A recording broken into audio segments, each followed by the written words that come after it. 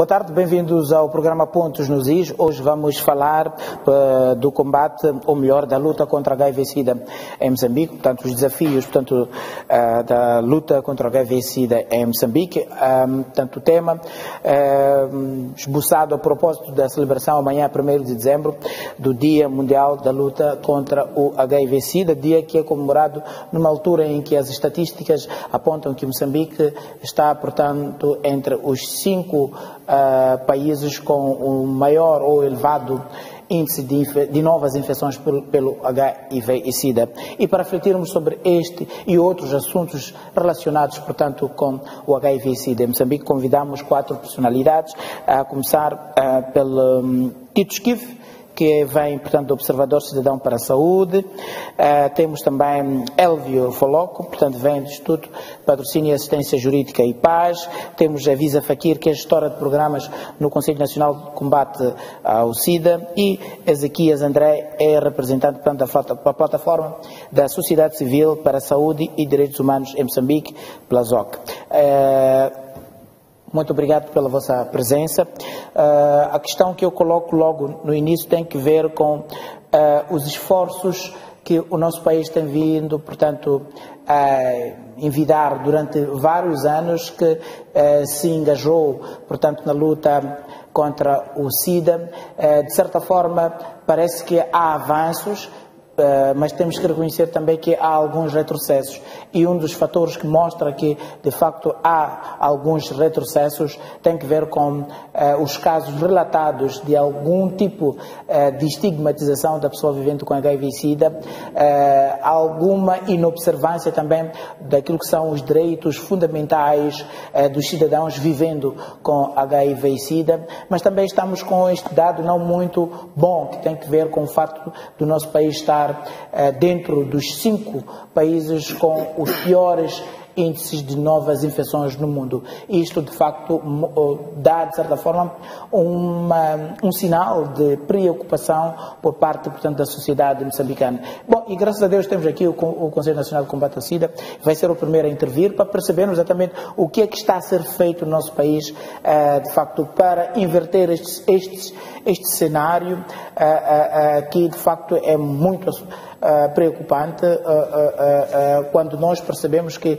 de certa forma, as mensagens sobre a prevenção, as informações têm sido disseminadas durante vários anos, e a pergunta que se coloca é por que com tanta informação de que dispomos, continuamos, de fato, com um quadro preocupante como esse?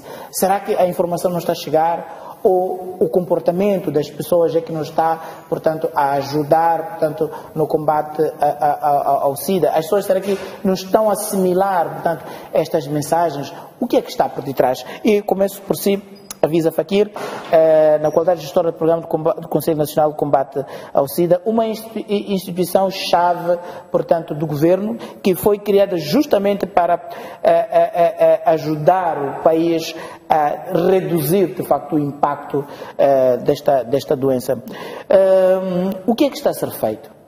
E o que é que não está a ser feito? Muito boa tarde, caros colegas de painel. Boa tarde, caro apresentador. Boa tarde, caros telespectadores.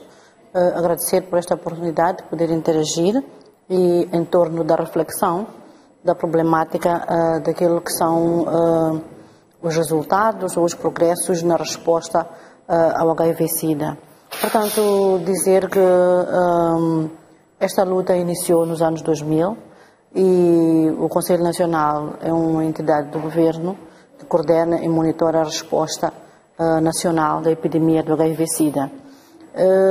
Nos últimos, de 2010 a 2020, nós registramos redução, um declínio no número de novas infecções em 35% e um declínio e redução na mortalidade relacionada ao SIDA em 42% a nível nacional. Portanto, é uma redução lenta, reconhecemos que é uma redução lenta e é preciso, de facto, ainda muito trabalho que é para nós conseguirmos termos uma resposta ou estarmos ao mesmo nível daquilo que são as metas globais do acesso universal e aquilo que são as metas rumo à erradicação ou à eliminação do HIV-Sida até 2030. Dizer que, em relação àquilo que são os retrocessos, nós podemos fazer uma análise em relação àquelas estratégias que nós, como Conselho Nacional e com a Organização de Sociedade Civil, setor público, setor privado, uma vez que a resposta é multissetorial, nós vemos que houve lacunas na comunicação para a mudança social de comportamento, registramos a persistência das desigualdades, as inequidades e, sobretudo, a interseção das desigualdades em relação às áreas de estigma e discriminação. De facto, é uma realidade que há níveis inaceitáveis de estigmas e discriminação, sobretudo para a população-chave, para a população vulnerável e pessoas vivendo com HIV-Sida. Por outro lado, há lacunas também em relação à educação sexual abrangente dentro e fora da escola. Nós sabemos que, em termos de cobertura daquilo que é o uso do preservativo, estamos longe daquilo que são as metas globais, que é estarmos a 95%, ainda não chegamos lá. Estamos mais ou menos em relação à cobertura do preservativo, nós estamos em 46%. Em relação ao uso do preservativo na última relação sexual com um parceiro não coabitante, não conjugal. Em relação aos jovens, na relação sexual, no sexo pré-marital, a cobertura do uso do preservativo é de 47%, e em relação a homens que estão envolvidos com parcerias múltiplas, também a taxa de uso do preservativo ainda é muito mais baixa do que estes dados que nós aqui realçamos. Também há problemas relacionados com a violência baseada no género, não é? A retenção da rapariga, não é?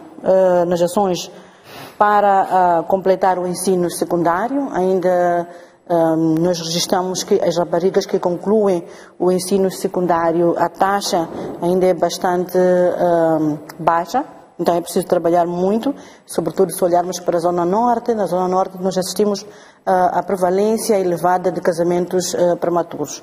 Também temos desafios em relação à circuncisão masculina. Nós sabemos que a taxa de circuncisão masculina ainda também não chega aos 95%, só o caso de Maputo cidade. Maputo cidade é a capital que tem uma prevalência alta de 71% de cobertura de circuncisão masculina, mas essa não é a realidade para todo o país.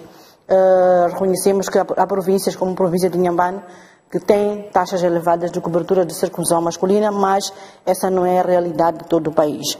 Então, estas lacunas que foram arroladas durante a auscultação do Plano Estratégico número 5 são algumas que apontam porque que algumas estratégias terão falhado, porque o Plano Estratégico número 5 previa reduzir as mortes relacionadas ao SIDA para metade, e nós ainda não chegamos a esses níveis. Reduzir as mortes relacionadas ao SIDA também para metade.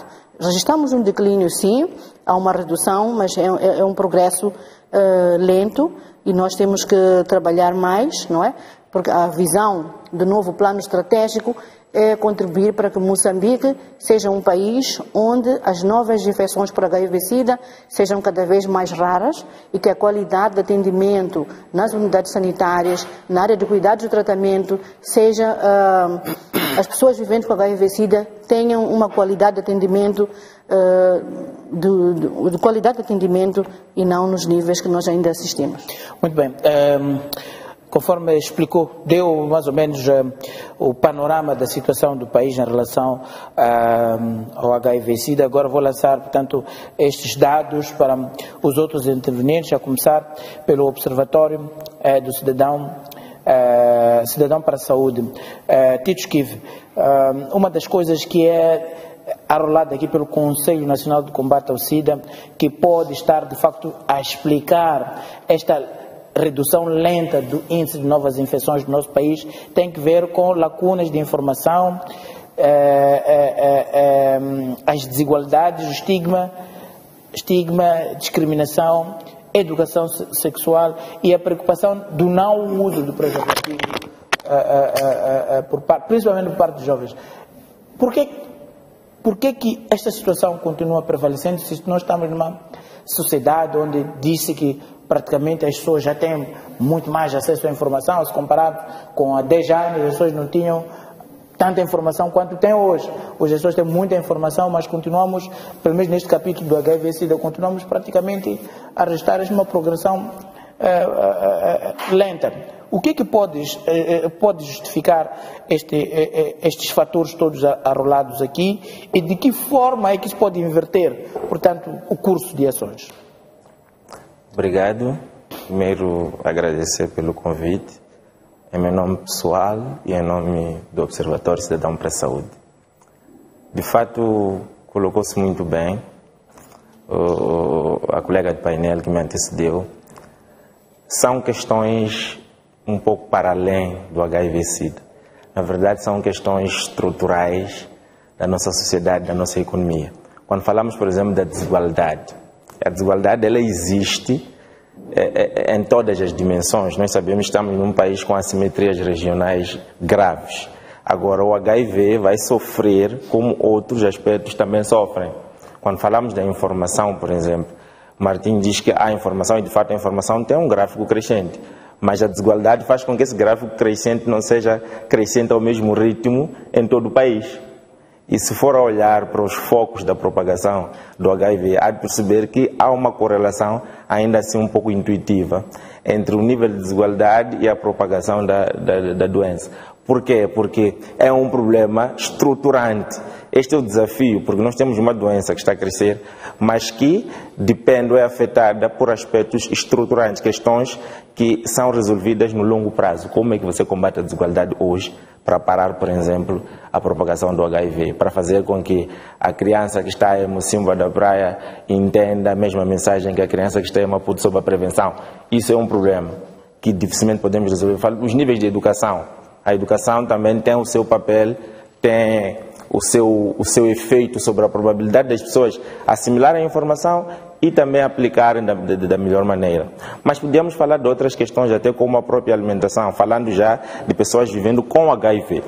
Pessoas vivendo com HIV têm esta questão de ter que enfrentar um tratamento um pouco forte, que vai demandar um nível de alimentação que, voltamos à desigualdade, as pessoas não têm.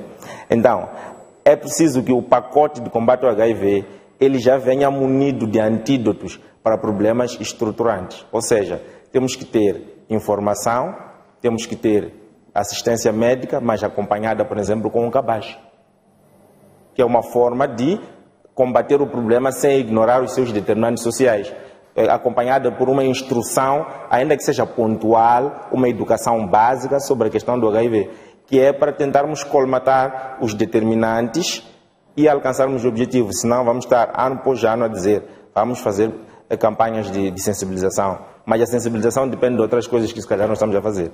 Então, é preciso um pacote que responda às características da nossa sociedade, tanto culturais, religiosas e econômicas. Será que não relaxamos em relação ao HIV-Sida? Trago esta questão só para fazer uma pequena analogia da forma como, por exemplo, a pandemia da Covid-19 foi disseminada e os resultados imediatos que em menos de 24 meses, por exemplo, Moçambique alcançou, é algo digno de registro, não só ao nível do nosso próprio país, mas ao nível do mundo inteiro. Em relação ao HIV-Sida, estamos praticamente há 2 décadas, mas não saímos de lá.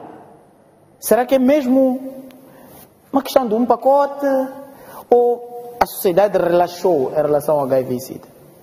Ou é pela natureza da própria doença?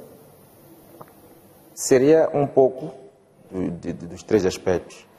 A natureza da própria doença tem o seu papel. As pessoas podem viver com HIV por anos e também existe uma experiência de como tratar pessoas com HIV. Diferente, por exemplo, do Covid-19. Então, foi uma questão emergencial, por isso que é uma pandemia. Então, a forma de lidar com essas 2 questões é diferente e faz sentido que seja. Mas se tivermos que falar do relaxamento em relação a questões de HIV, eu preferia olhar para o orçamento do Estado. Aí sim podíamos falar de algum relaxamento, porque é uma questão que já se verifica há anos. Nós temos, por exemplo, o orçamento do Estado a contribuir em média com menos de 3% nas despesas com o combate ao HIV. É claro que o HIV tem financiamento externo, tem financiamento predominantemente do Fundo Global, também do gabinete do presidente dos Estados Unidos, mas esta questão de dependência externa, esta questão de financiamento externo, permite que haja, primeiro, uma dificuldade para termos projetos contínuos, porque o processo da HIV é um processo de médio e longo prazo. A pessoa não contrai hoje, morre hoje, a pessoa não nasce hoje, geralmente as pessoas às vezes nascem com HIV por questões que têm a ver mesmo com a falta de acesso à informação. Mas é uma questão de longo prazo e nós vemos que o Orçamento do Estado vem negligenciando essa questão. Aí sim podíamos falar de algum relaxamento. E esta dependência vai ter duas implicações. Primeiro, a planificação. Quem decide o que vai fazer, geralmente, é quem tira o dinheiro. Então, a possibilidade do nosso governo ter um plano coordenado, ter um plano de médio e longo prazo, ou seja, dizer, daqui a 5 anos queremos estar no estágio X, quando o financiamento muitas das vezes já vem com um pacote de alocação, é um pouco complicado. Estamos a falar de menos de 3%. Estamos a falar de alguns aspectos, como circuncisão masculina, em que o governo não participa em nada.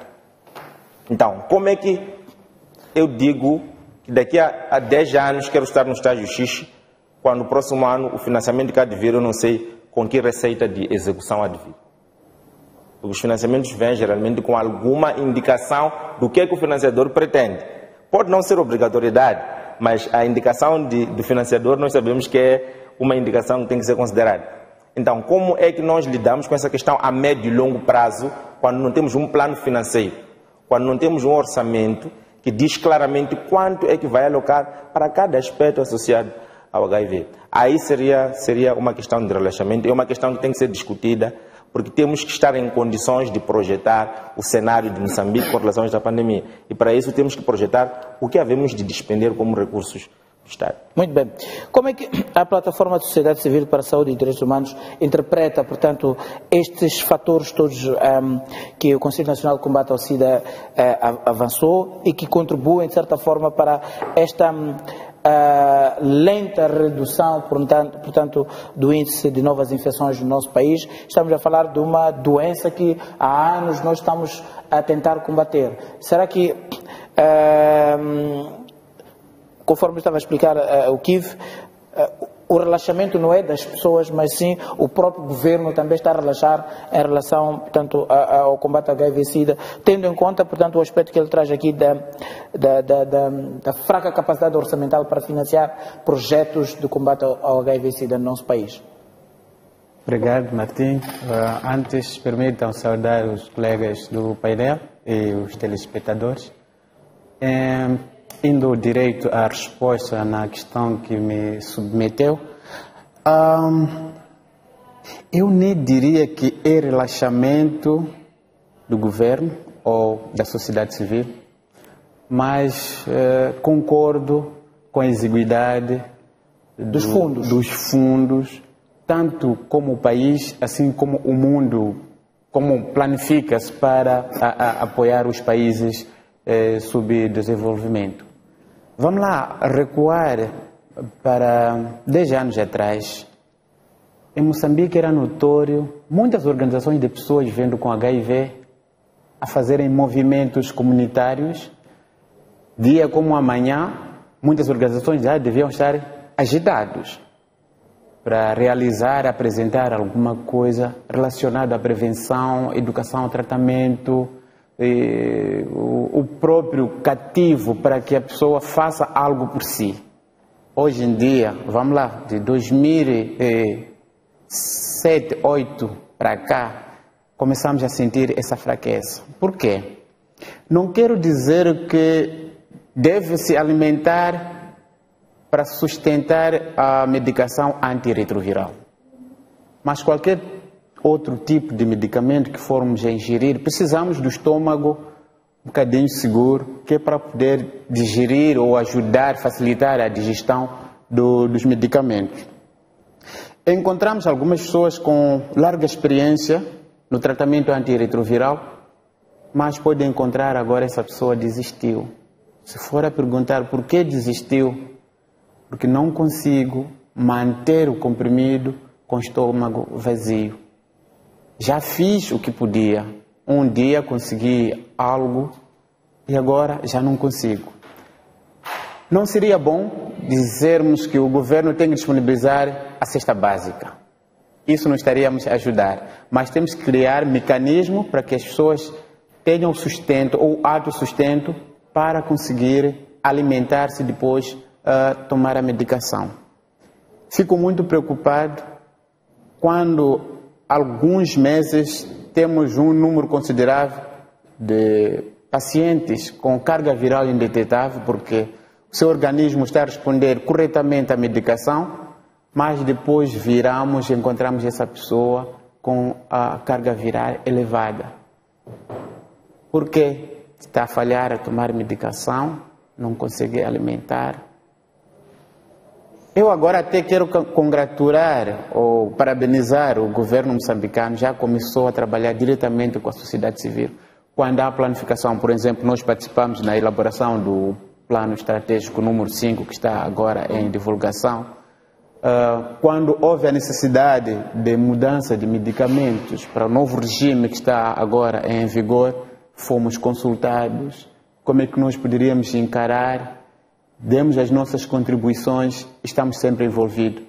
Mas isso não basta. O que basta é dar a base de sustentabilidade dessas pessoas para manterem nas unidades sanitárias. Muito bem. Elvio, temos aqui uma questão também bastante preocupante, que tem que ver com a discriminação e o estigma. De certa forma, em algum momento sentimos que os direitos das pessoas vivendo com HIV/SIDA acabam sendo colocados em causa. Como é que o IPAS tem lidado com esta situação no seu dia a dia? Bom, muito obrigado pelo convite. E, em primeiro lugar, gostaria de saudar os colegas aqui do painel e também saudar os nossos telespectadores lá em casa. Bom, indo diretamente à questão aqui que é nos colocada, a temática de estigmatização ou de estigma para com as pessoas vivendo com HIV/SIDA, no nosso cenário social, isto é uma realidade. Bom, legalmente, houve a primeira lei, a Lei 5 de 2005, depois houve outra lei de 2014, a tentar acautelar aqueles que são os direitos das pessoas vivendo com HIV. Bom, na minha terra idade, eu percebia que mais ou menos nos anos 2000, 2000 e pouco, a estigmatização era grave. Ao andar na rua, as pessoas perceberam que esse aqui vive com HIV ou é magro, só por ser magro já era SIDA, está doente. Então, com o andar do tempo, com a informação, as pessoas foram aprendendo, foram ouvindo, foram se enquadrando. Já nota-se atualmente uma certa tolerância com as pessoas. Mas, indo naquilo que é a lei, nós, em Moçambique, temos um princípio constitucional que é o direito à igualdade, onde todo ser moçambicano, todo ser humano que vive neste país, são todos iguais perante a lei. Bom, pode-se questionar como, porque há discriminação, não há penalização daqueles que são discriminados, a forma de tratar, essas coisas todas. Ali é onde vem a questão, porque se formos hoje a parar nos locais de trabalho, alguém que tenha a coragem de dizer que não, eu vivo com HIV/SIDA, qual é o tratamento que é lhe dado? Porque há daqueles trabalhos que são fortes, que são pesados, que não podem ser sobrecarregados, alguns outros não têm direito ao descanso, por aí fora. Mas a lei sempre trata a todos de uma forma igual. Não há aqui uma tendência a discriminar. E se formos a perceber, houve também um momento na altura, quanto ao tratamento de saúde, as pessoas vivendo com HIV tinham um certo tratamento, uma certa porta de entrada para fazer o seu tratamento. Mas porque isso aqui acabava agudizando a situação de discriminação, foi eliminado. Isso para quê? Para tentar buscar ao princípio constitucional de igualdade. Então, a discriminação, o IPAS não tem uma situação de queixa porque alguém veio queixar porque foi discriminado, porque alguém me tratou mal porque vive com HIV, mesmo trabalhadores são despedidos, outros são maltratados, não é pela situação da sua saúde como tal, mas é por ser um cidadão comportou-se mal, ou a entidade empregadora tem uma certa forma de reagir com o seu quadro de pessoal, então as coisas vão andando por ali. Então estamos aqui numa situação, como aqui os colegas disseram, de um problema que não está só assegurado num único ponto, mas há aqui uma situação de informação, educação, sensibilização, e até um certo ponto podemos, como o colega lá bem referiu, a questão de alimentação para poder garantir a continuidade do tratamento, a forma de estar e ser na sociedade, a coragem de se assumir. Porque o que acontece? Muitos não se assumem. Tem essa doença, mas ele tem vergonha da sua própria vida. Por exemplo, dizem que, não tenho certeza, é obrigatório a toma de medicação numa certa hora. Pois se eu estou na rua, tenho vergonha de tomar porque vão me discriminar, vão descobrir que aquilo é antirretroviral, vão me olhar. Ok, e aqueles que vão olhar, o que vai ser feito? Aquele que vai gritar na rua, aquele é o seropositivo, o que vai ser feito?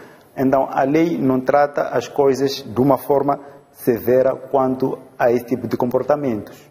Então, para dizer que, feliz ou infelizmente, a lei garante a todos os mesmos direitos, seja portador de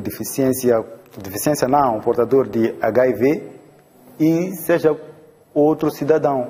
A lei trata a todos da mesma maneira. Só a cautela, a não discriminação, o não tratamento vexatório, essas coisas todas. Mas em termos de direitos, como tal, a lei trata todos da mesma forma. E quer dizer que, por exemplo, não há histórico no IPAS, tanto de trabalhadores com HIV-Sida que tenham, portanto, vindo submeter uma queixa ou apresentar uma determinada situação resultante da violação dos seus direitos por causa da sua condição de saúde? Não, nesse sentido nós nunca tivemos. O que nós temos tido e sentimos, até posso vou dar exemplo da empresa de segurança. Aqui tem um horário de trabalho, uma carga horária muito pesada, em que alguns vivem distante, não conseguem se alimentar de forma devida.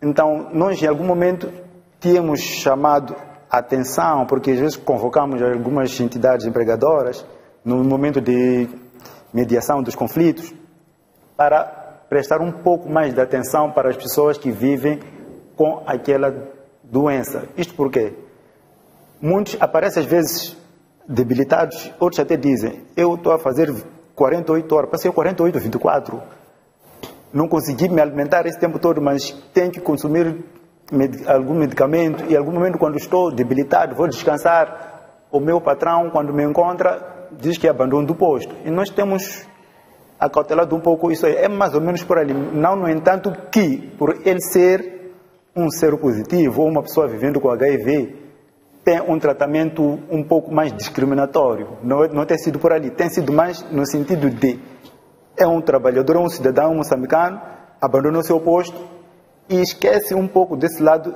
da situação clínica da própria pessoa. Okay. Então nós temos apelado um pouco para salvaguardar um pouco mais essa parte. Muito bem. Volto assim, avisa Fakir. Um dos problemas aqui colocados, portanto, na mesa, tem que ver com a planificação sem dinheiro. Portanto, temos um plano para combater a HIV-Sida, afinal de contas não temos dinheiro para financiar esse plano. Então, praticamente não estamos a fazer nada. Qual é a leitura que o Conselho Nacional de Combate à Sida faz em relação a isso? Sabemos que, de facto, é a entidade do governo que tem, portanto, como competências, portanto, coordenar esta questão. Coordenar esta questão. Entretanto, o dinheiro que é alocado para este setor do combate à HIV-Sida é muito pouco para aquilo que é a demanda, portanto, no nosso país. Bom, dizer que não há financiamento, isso... Portanto, não custou a verdade. Não, financiamento há. Há financiamento. É pouco para aquilo que provavelmente seja demanda. Exato. Portanto, nós temos que olhar para o HIV-Sida de uma forma transversal. Porque o Conselho Nacional, não é, elabora o plano estratégico, que é o documento orientador. Mas quem operacionaliza, quem implementa, são os parceiros da sociedade civil, do setor público e do setor privado. E nós temos grandes parceiros, nós temos o PEPFAR, através da Agência de Desenvolvimento dos Estados Unidos da América, USAID. Nós temos a FHI 360 e temos o Fundo Global, que também tem os seus subrecipientes. Então, nós temos financiamento sim, e temos um plano estratégico que é para operacionalizar a resposta com os seus 9 objetivos estratégicos. Agora, o que acontece é que, às vezes, os grandes parceiros internacionais, não é, têm os seus procedimentos para os projetos que as organizações da sociedade civil concorrem. Nós temos, por exemplo, o setor público elabora o seu plano, não é, e tem uma estratégia, que é a estratégia da HIV para a função pública, que tem lá as suas linhas orientadoras de como, ao nível do setor público, os planos têm que ser desenhados. Naturalmente que há alguns setores que não conseguem ter o financiamento pleno, podem ter um financiamento reduzido para operacionalizar. Mas do lado da sociedade civil, o próprio governo financia projetos de combate ao HIV-Sida. Só que, devido à Covid-19, nos últimos 2 anos, há uma limitação de financiamento. Mas mesmo com esta limitação, o governo não ficou parado, mobilizou recursos e nós temos agora, ao nível da cidade de Maputo, estamos a financiar organizações do Estado Civil em monitoria liderada pela comunidade. São subvenções avaliadas em 2 milhões de meticais, em que as organizações comunitárias de base concorrem, nós lançamos o concurso, concorrem, desenham as propostas. Claro, é pouco, não é? Porque só ao nível da cidade de Maputo nós conseguimos financiar apenas 6 projetos. E 6 projetos para toda a cidade é pouco. E ao nível nacional nós estamos a financiar Maputo Cidade, agora vamos começar em Tete, Sofala e Manica, apenas algumas províncias. E o plano estratégico orienta que todos os setores elaborem os seus planos, com base nos recursos que cada ator conseguir mobilizar. Nós, ao nível dos conselhos provinciais, os nossos planos são financiados pelo Orçamento do Estado. E vamos mobilizar recursos ou angariar fundos junto dos nossos parceiros. Sabemos que ao nível dos distritos há alguma lacuna. E nós também tentamos, através dos nossos parceiros, temos um projeto chamado G2G2, que isso foi tentar mobilizar recursos para poder financiar a resposta ao nível distrital, não é? E isso também ainda não é em todas as províncias. Então, alguma coisa está a ser feito. Há escassez de financiamento, conforme dizia o parceiro aqui da Movapsa, mas está sendo feito, há muita coisa que está sendo feita. Por isso que quando eu dizia que a resposta é lenta, há alguns indicadores em que nós estamos bem, mas há alguns indicadores que nós temos que melhorar. Por exemplo, falava das novas infecções, em que foi possível reduzir de 150 mil para 98 mil. Né? Segundo o Spectrum, nós estamos com 98 mil infecções anuais. Houve uma redução de 150 mil para 98 mil. Naturalmente que ainda é lenta, porque o PEN dizia que tínhamos que reduzir para metade. Em relação às mortes, né? Reduzimos para 38 mil. Estamos com 38 mil mortes anuais. E aí, acho que em relação às mortes, nós estamos bem, porque morre-se menos agora pelo SIDA, não é? Devido à eficácia, por um lado, do tratamento antirretroviral. E, conforme dizia também aqui o parceiro, com esta abordagem, testar e iniciar TARV, também é uma grande vitória, é um grande ganho do governo, porque antes, se nós recordarmos, as pessoas vivendo com HIV-Sida, tinham que esperar o CD4 estar nos níveis 350 e muita gente morria nessa altura, porque quando se ficava à espera que o nível CD4 alcançasse 350 ou 500 cópias, o sistema imunológico enfraquecia e às vezes morriam. Então, com essa nova abordagem, a pessoa fez o teste, tem um resultado, é HIV positiva, inicia imediatamente o tratamento antirretroviral, está a contribuir para reduzir as mortes, sobretudo quando as pessoas vivendo com HIV-Sida não abandonam o tratamento antirretroviral e, ao fim de 12 meses, se tiverem uma boa retenção e uma boa adesão ao TARV, alcançam a supressão viral, que diz indetetável igual a intransmissível. Apesar de que, mesmo que as pessoas alcancem a supressão viral, se elas forem negligentes devido a estas situações de falta de alimentação, pode ocorrer os blips, que são as recaídas, ou escape virológico. E aí a eficácia do tratamento fica comprometida, podendo, em alguns casos, as pessoas vivendo com HIV-Sida registrar situações de falência terapêutica. Mas isto tudo é para dizer que não é só o governo que tem que gerar renda para as pessoas desfavorecidas.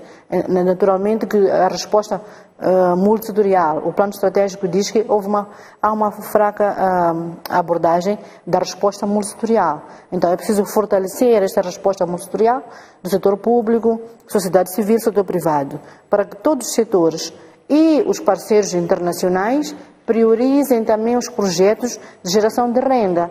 Porque muitas das vezes, ultimamente, assistimos que os projetos de geração de renda, que é para integrar as pessoas vivendo com HIV-Sida, que estão no desemprego, que têm os problemas de alimentação, não é? Os projetos de geração de renda visam criar um autoemprego ou autossustentabilidade para pessoas vivendo com HIV-Sida. Então, se os doadores ou se os parceiros internacionais direcionam os projetos para outras áreas que não cobrem esta parte de geração de renda, essa vai ser a lacuna que, de facto, é preciso olhar para esta lacuna na área do fortalecimento econômico das pessoas vivendo com HIV-Sida. A questão de fundo aqui é: qual é a orientação, tanto da estratégia de combate ao SIDA no nosso país? Essa estratégia tem uma propensão para a componente de prevenção ou tem uma propensão para a componente de combate? Costuma-se dizer isso na gíria: vale a pena prevenir do que remediar. Exatamente. Essa é a questão que eu coloco. Nós estamos já com uma estratégia de prevenção ou uma estratégia para remediar? Bom, para a área do HIV-Sida, nós já temos as pessoas, nós temos 2,1 milhões de pessoas que vivem com HIV-Sida. Exato. Destas, 74% é que têm acesso ao tratamento antirretroviral. Existe uma lacuna de 26% que ainda não tem acesso ao tratamento e, se não têm acesso ao tratamento, não estão a fazer o tratamento antirretroviral. Se não estão a fazer o tratamento antirretroviral, ainda podem infectar outras pessoas. Logo, esta lacuna que existe na área de tratamento antirretroviral é orientada no plano estratégico. O plano estratégico tem 9 objetivos estratégicos. A primeira é reduzir o número de novas infecções para metade, reduzir as mortes relacionadas ao SIDA. As mortes são da área de tratamento e cuidados. Sim, logo, isso está claro. A minha questão era de perceber qual é a orientação. Orientação estamos a ser orientados para nos prevenirmos da doença ou estamos a ser orientados para combater a doença? Porque depois surgem essas questões. Por exemplo, eu estava a fazer menção ao Kiva anteriormente, que é preciso criar condições para as pessoas se alimentarem bem. Porque muitas pessoas que, infelizmente, algumas pessoas que têm HIV-Sida vivem numa situação de extrema pobreza, não têm o que comer. Então, esse indivíduo precisa de algum rendimento para poder sustentar-se, pelo menos em termos de comida, etc, etc. Mas podemos encontrar situações que esse indivíduo depende, portanto, da agricultura para a sua subsistência. E a agricultura é um setor, principalmente essa nossa de subsistência, exige muita força de trabalho, muita força humana, que este indivíduo com HIV não tem essa força por conta da sua condição física. Então, de uma ou de outra forma, acaba pedindo um auxílio, portanto, da chamada cesta básica, etc, etc. Mas o Ezequias disse que não podemos pensar na cesta básica para as pessoas, temos que pensar na geração de rendimento. Então, isto tudo é um debate que é trazido em relação à pergunta que eu coloco. Qual é o nosso foco? Exato. O nosso foco é para combater ou o nosso foco é para nos prevenir? Bom, o nosso foco é para a prevenção. Isso está repartido. O Conselho Nacional de Combate à HIV-Sida é o órgão que olha para a prevenção. Os serviços de saúde, não é? Os serviços de saúde, o Ministério da Saúde olha para a componente do tratamento. E depois temos a componente de mitigação. Mitigação é a área que olha para a geração de renda, apoio às crianças órfãos e vulneráveis. E depois temos a área de estigma e discriminação e direitos humanos agora. E direitos humanos também entram aqui. Então, estas são as grandes áreas, só que o próprio plano estratégico mostra que há algumas lacunas. não é? E estas lacunas é que têm que ser atacadas. Por exemplo, na área da prevenção, nós promovemos debates televisivos radiofónicos, realizamos palestras, realizamos simpósios, workshops. Mas há lacunas na comunicação do comportamento, porque a partir do momento que os nossos programas não conseguiram elevar a cobertura do preservativo para 95%, então é uma lacuna. Então temos que focalizar e voltar a nos centrarmos, não é, por uma abordagem de comunicação mais ampla, de tal modo que o resultado tem que estar a 95%. Então, nós temos estratégias, temos metas, temos indicadores e temos resultados. Exato. Se nós podemos estarmos sempre a debater, mas se o resultado não está no nível desejado, então as nossas estratégias têm que ser fortalecidas. Muito bem. Tito, qual é a sua percepção em relação a isso? Em relação à nossa orientação, será que de facto estamos a dar tiros no escuro ou estamos mesmo no caminho certo ou estão a falhar, portanto, alguns indicadores aqui estão a falhar? A Visa Fakir estava a explicar que de facto há lacunas que precisam ser supridas, essas lacunas, para que a estratégia de combate ao HIV/SIDA seja de facto eficaz e responda efetivamente àquilo que é o anseio, portanto, quer do governo, quer, portanto, da sociedade civil. Bom, tiros no escuro também seria um pouco exagerado. Sim. Provavelmente estamos a falhar. Sim. Estamos a falhar o alvo, mas não necessariamente a dar tiros no escuro. Eu queria, antes de responder à sua questão, recuperar o comentário que a colega fez sobre financiamento. Sim. O que estava a dizer é que, de fato, existe financiamento. O PEPFAR está a financiar Fundo Global. PEPFAR e Fundo Global estão a responder, em média, por cerca de 90% do financiamento. O problema é exatamente esse, essa é a questão do fundo, é que o governo está a entrar com 3%. E isto tem implicações. As implicações são... Portanto, a forma de financiamento tem que ser maioritariamente nacional do que, portanto, de doadores. Sim, porque o orçamento ele é um instrumento de execução de um plano. Então, nós estamos a planificar a combater um problema nosso com dinheiro que não temos, e o dinheiro que nós geramos pouco é alocado para o problema que nós estamos a enfrentar. Exato. E o problema até não é que venha dinheiro. Os recursos são bons. O problema é dependermos deste dinheiro para fazer aquilo que nós dissemos que queremos fazer. E dois, este dinheiro, conforme a colega também concordou, tem seus procedimentos próprios. Estes procedimentos minam muitas das vezes a execução daquilo que é o nosso plano. Não sei se está... Esta é a questão de fundo. Eu tenho um plano, tenho um orçamento que responde muito pouco ao meu plano e depois tento fazer uma ginástica de responder àquele meu plano com um financiamento externo que vem já preso a alguns critérios que nem sempre estão de acordo com o meu plano. Então, consequência disso é que a planificação tem que estar ajustada ao financiamento. Temos que e não o financiamento ajustado à planificação. E isto é uma gafe em finanças públicas. Não podemos viver assim. Este é o problema, este é o dilema. Não é que o governo não tenha vontade. Não é o que estamos a dizer. Estamos a dizer que o governo tem vontade, tanto que exprime essa vontade no PES, exprime essa vontade nos planos. O PES é o quê? É o desejo. Exato. Mas depois, na hora de buscar recursos para realizar este sonho, os recursos próprios são poucos. Provavelmente, é uma hipótese, não é uma certeza. Provavelmente o fato de sabermos que Fundo Global, PEPFAR vão entrar com tanto, provavelmente relaxe. Não estou a afirmar que é isso, mas se calhar. Mas de qualquer forma, este financiamento já vem um pouco comprometido para responder a esse plano. Então, este é o problema. Porque se eu tivesse dinheiro, pelo menos para fazer o básico no meu plano, e o que vem de fora fosse para acrescentar, porque a tal agenda externa não é má. O que é feito com o dinheiro que vem do Fundo Global, etc., não é mau, é bom. Só se calhar não seja necessariamente a nossa prioridade. Então, se tivéssemos dinheiro para executar a nossa prioridade e esse fundo fosse um aditivo, seria muito bom. Será muito bom. Mas agora nós temos uma solução. Porque nós estamos agora num exercício de planificação e operacionalização do PN5. desde o nível central, nível provincial e distrital.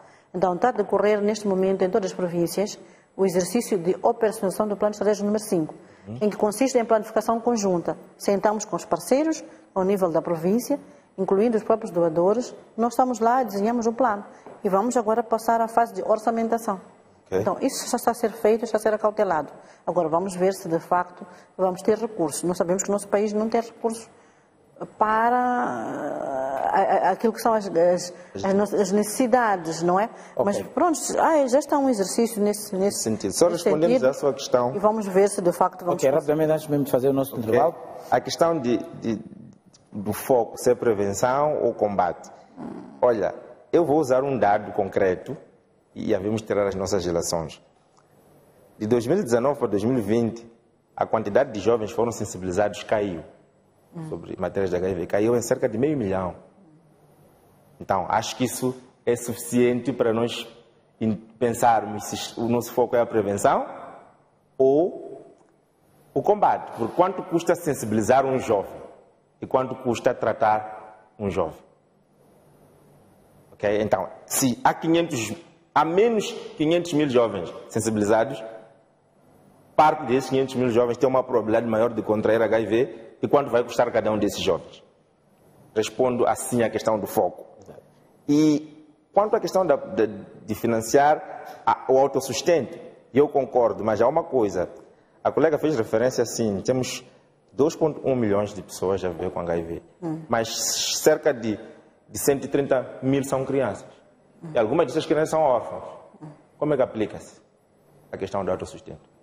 É preciso pensar nesta parcela de pessoas que vivem com HIV e pensar num pacote. É por isso que eu insisto em pacotes, porque os pacotes, eles servem exatamente para quê? Para olhar para a realidade e dizer, olhar para todos os aspectos da realidade da pessoa, do grupo-alvo, pensar nesses aspectos todos. Então o pacote, ele vem com antirretroviral, vem com alguém que vai instruir e vem com vitamina C, etc. Porque em alguns casos específicos não vai funcionar o autossustento. Algumas pessoas estão num estágio avançado. Como é que funciona o autossustento? Então, é uma solução boa, mas que vai capturar uma parte, mas não serve para o todo. Então, é preciso pensarmos dessa forma. Muito bem, vamos fazer o nosso intervalo. Voltamos dentro de alguns instantes para a segunda e última parte da nossa reflexão em torno, portanto, do desafio do combate ao SIDA em Moçambique. Não sai daí, até já.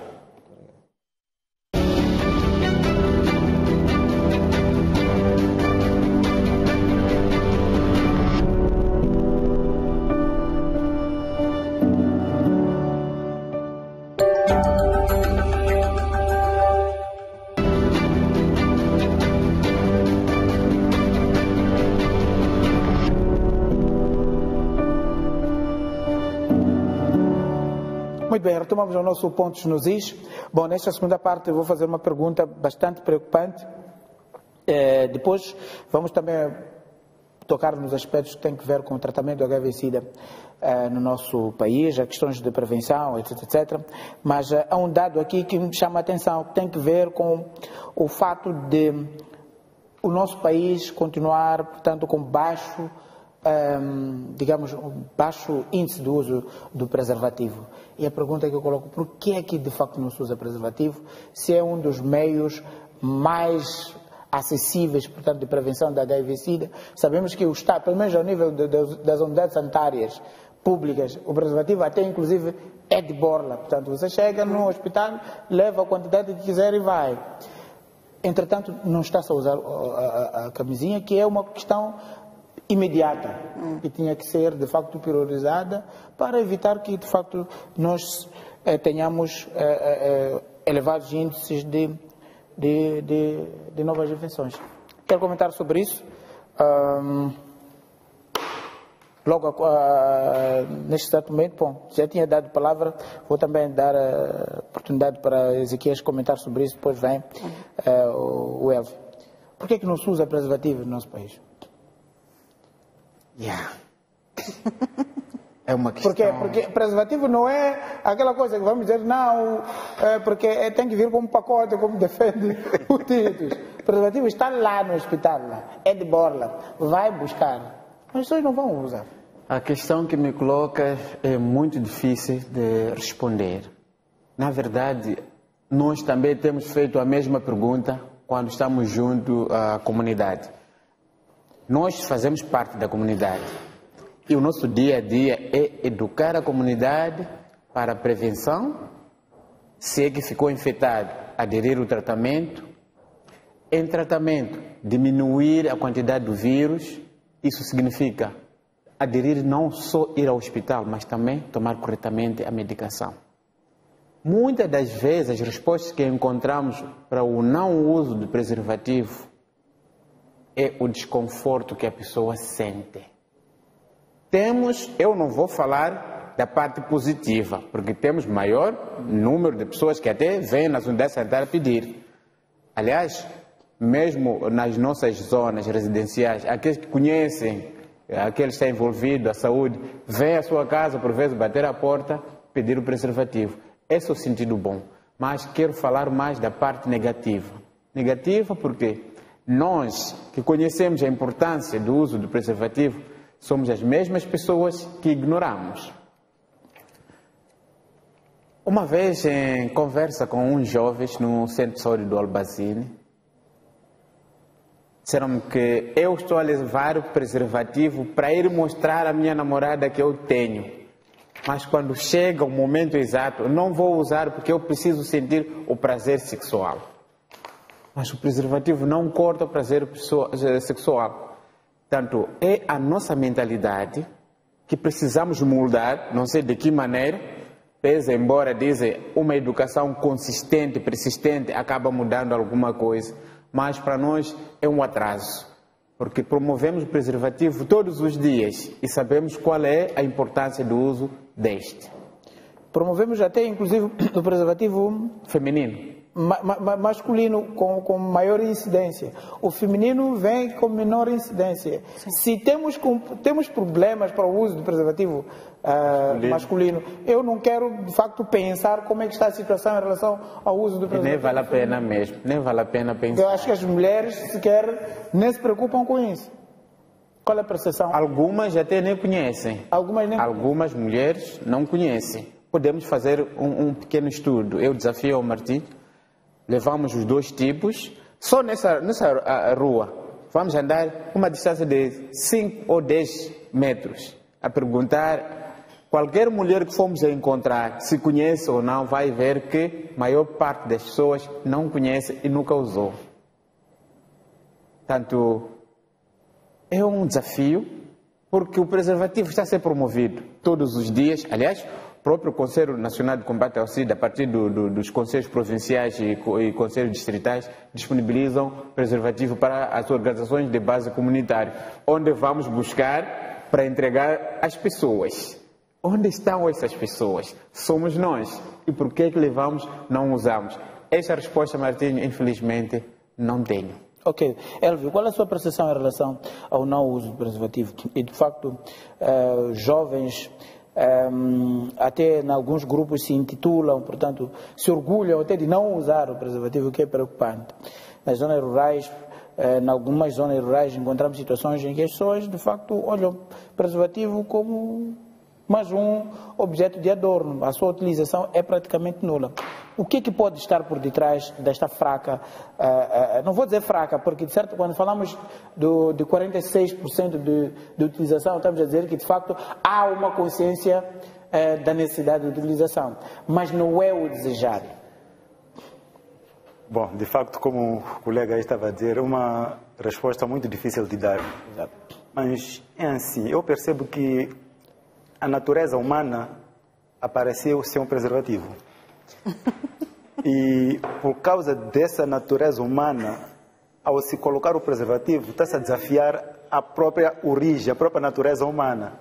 E que isso, em algum momento, por várias vezes, eu ouvia isto, que algumas confissões religiosas iam se batendo com o não uso do preservativo. Não pode usar, isso aqui é pecado, é pecado.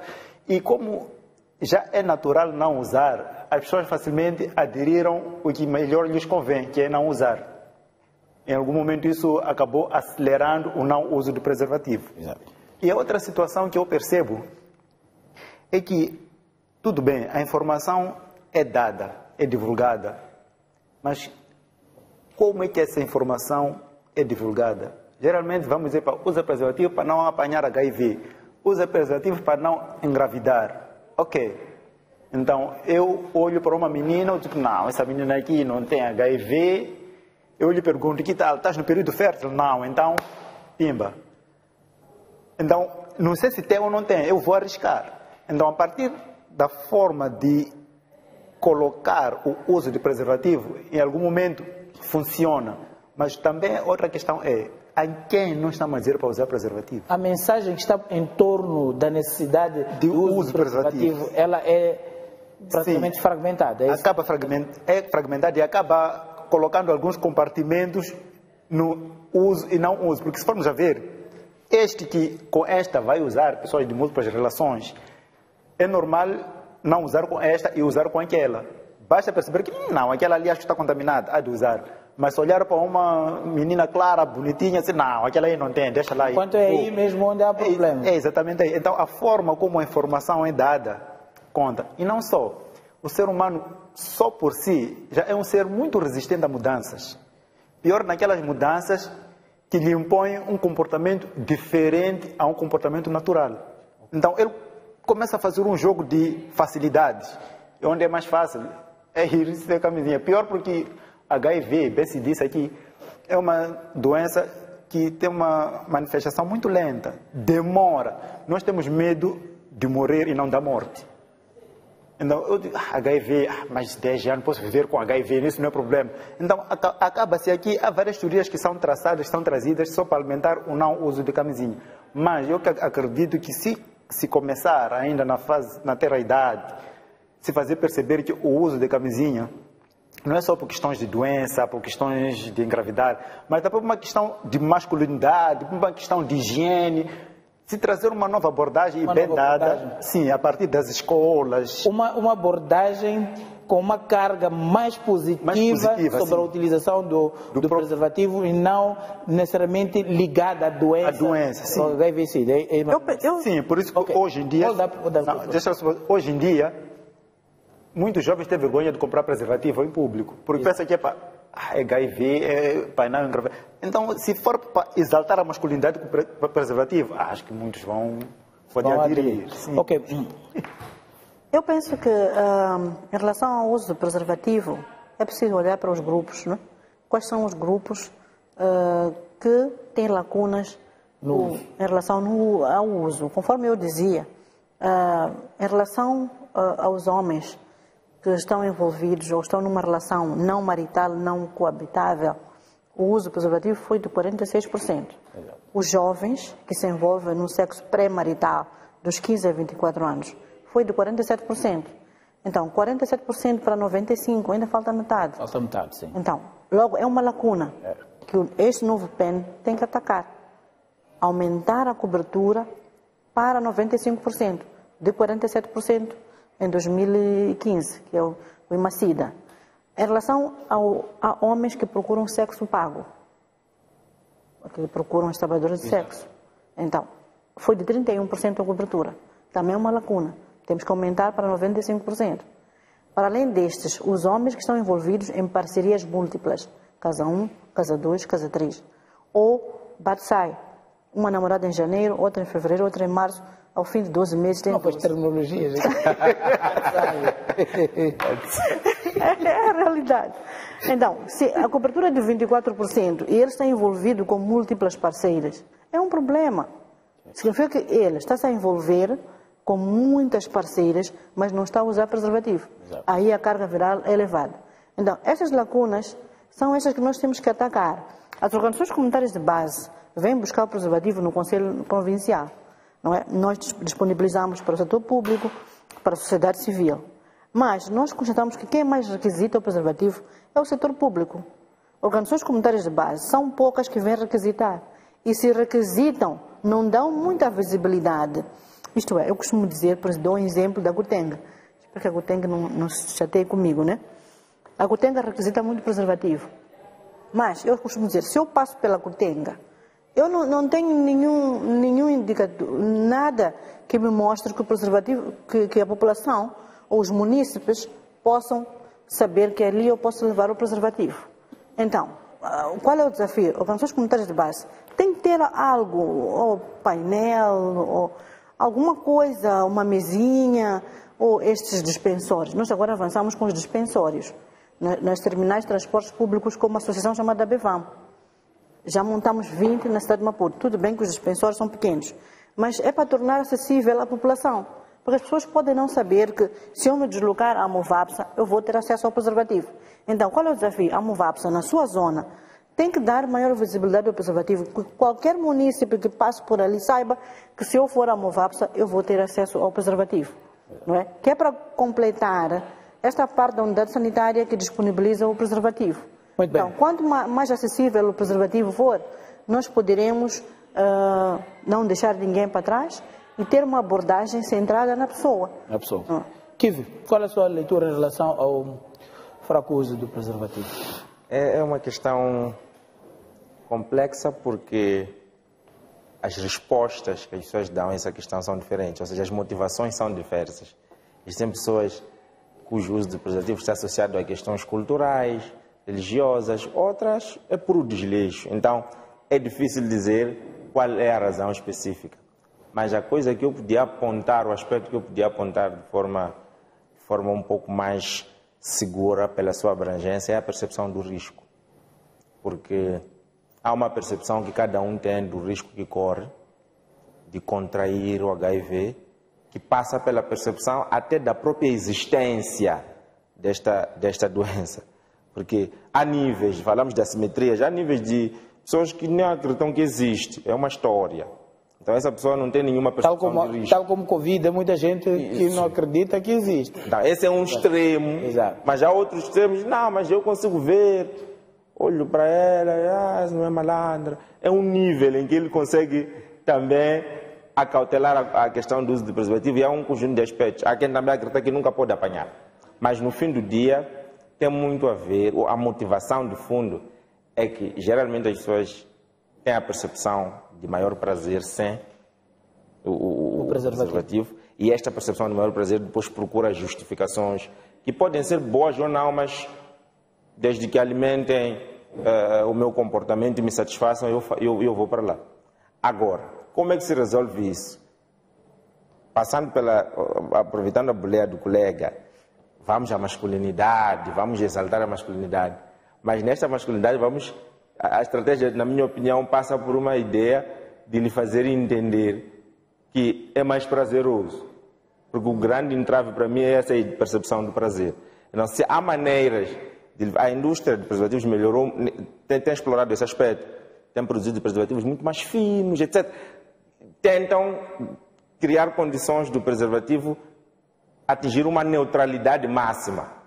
Mas ainda assim, porque algumas coisas são psicológicas, é preciso trabalharmos nesse sentido. No sentido, se for haver algumas publicidades de algumas empresas que fornecem esses produtos, eles exaltam esta questão. Porque conhecem o entrave que está entre o uso e não uso, que é aquela percepção de prazer. Talvez temos que ser mais objetivos, mais francos em desafiar esta questão na promoção do uso do preservativo. Bom, o Elvio falou da masculinidade, mas temos aqui, de facto, a componente feminina. De que forma que, de facto, também pode dar uma maior visibilidade ou maior percepção, portanto, da necessidade de usar o preservativo? Porque, no fim e ao cabo, o homem não usa sozinho, usa com a mulher. Significa que, se em algum momento o homem, por qualquer complexo, não é? Não exigir ou não achar importante o uso, portanto, do preservativo. A mulher também tem um papel fundamental em exigir que este preservativo seja usado. Mas a abordagem mostra um pouco de desigualdade ou desequilíbrio entre o homem e a mulher. Portanto, eu penso que o que o colega partilhou aqui, estes mitos, estas concepções erradas podem estar a contribuir para os dados que nós temos agora em relação aos jovens. Por hora, em Moçambique, 6 raparigas se infectam por HIV e 2 rapazes. Então, esta a forma de olhar para... Mas se 6 infectam por 2, não seria aquilo que disse há bocado, o tal debate sai... Pode ser. a proporcionar, porque estamos a falar de uma proporção de 2 para 6. Sim, 6 raparigas e 2 rapazes. Exato. Mas não, aqui temos que olhar para a superioridade masculina. Só aqui onde eu estou, só com 4. Mas devia ser mais homem, se um homem tende a ter 3 ou 4 namoradas, ele automaticamente vai infectar muitas raparigas. Exato. Então não podemos olhar para a feminização, isto é a feminização sim do HIV-Sida, porque a mulher continua numa situação em que ela ainda é desfavorecida, ela não consegue negociar muito bem a prática do sexo seguro. E com estas crenças que foram aqui reportadas, isto pode contribuir para que nós estejamos aqui. Mas nós temos a coalizão, nós temos as associações juvenis, estão a trabalhar, por que nós continuamos a ter esse problema em relação aos jovens? Se calhar era Isto está tudo associado a uma das lacunas que o Conselho Nacional de Combate ao SIDA fez menção, tem que ver com a educação sexual. E não só. No meu entender, de tudo que está aqui a se dizer, a elevação da consciência feminina também no uso do preservativo vai ter que passar por combater alguns hábitos e costumes da nossa cultura. E que para poder se ultrapassar isso, parece brincadeira, tem muito a ver já com a própria academia. O nível de instrução da própria mulher para elevar a sua autoestima, para poder fazer face a alguns desafios que têm a ver com a própria cultura. Porque do jeito que as coisas estão, se a escola não elevar, porque o que ajuda muito uma pessoa a revidar ou a reivindicar seus direitos? A autoestima. Uma mulher com uma autoestima que sabe o que ela é, o que quer, onde é que está, para onde é que vai. Sinceramente, você não vai lhe convencer, vai dizer para sem camisinha, jovem, vai embora. E aquela que vê o homem como aquele que em algum momento é o seu garante financeiro, fica totalmente submissa, tem coisas que não tem nada a ver. Quando aparece a camisinha, hoje não quero com camisinha, ok, vamos. Hoje quero, ok, vamos. Sim, então... Isso é preocupante, porque também temos um outro dado em que em 2020 nasceram 11 mil crianças com HIV. Então temos problemas na área do PTV. A taxa de transmissão vertical é 13,5, então subiu. Então na área do PTV, se nós sabemos que é possível uma mãe grávida ter um bebê seronegativo, se ela fizer a prevenção da transmissão vertical e a profilaxia, não é? O tratamento antirretroviral durante a gravidez, durante o trabalho de parto, a amamentação. Então, por que nós registramos em 2020 que nasceram em Moçambique 11 mil crianças com HIV? Isso é inaceitável. A questão do uso do preservativo masculino em detrimento do feminino, para mim, é uma questão estratégica, sobretudo em países em via de desenvolvimento, países africanos como Moçambique. Existem duas coisas, existe uma realidade e existe o desejável. Era desejável que as mulheres pudessem manifestar aquilo que é o seu pensamento, pudessem também introduzir o preservativo na relação. Seria bom, e é uma questão de gênero que o país está a trabalhar. Mas de forma estratégica, se queremos rapidamente a propagação do uso do preservativo, é estratégico masculino. Porque se a gente convence o homem, a gente convenceu a relação.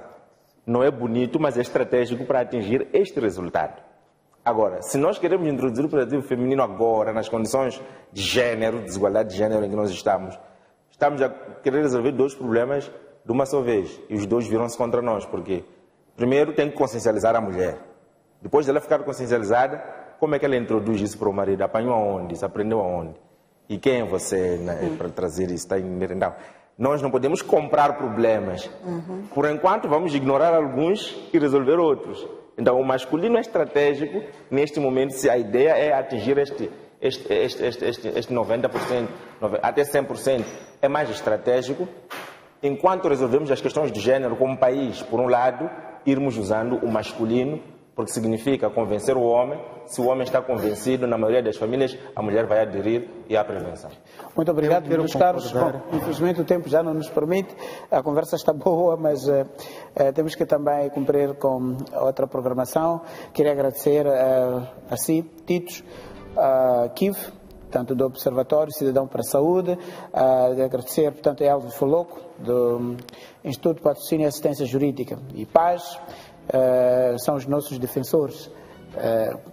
públicos, agradecer a Visa Fakir, gestora de programas no Conselho Nacional de Combate ao SIDA, pela informação toda que nos trouxe aqui, portanto, os indicadores bastante relevantes que foram, portanto, aqui mencionados, e também Ezequias André, representante da Plataforma Sociedade Civil para a Saúde e Direitos Humanos no nosso país. Obrigado também pela presença e obrigado também a si, estimado telespectador, que nos assistiu. Amanhã comemoramos, portanto, o Dia Mundial da Luta contra o SIDA, 1 de dezembro.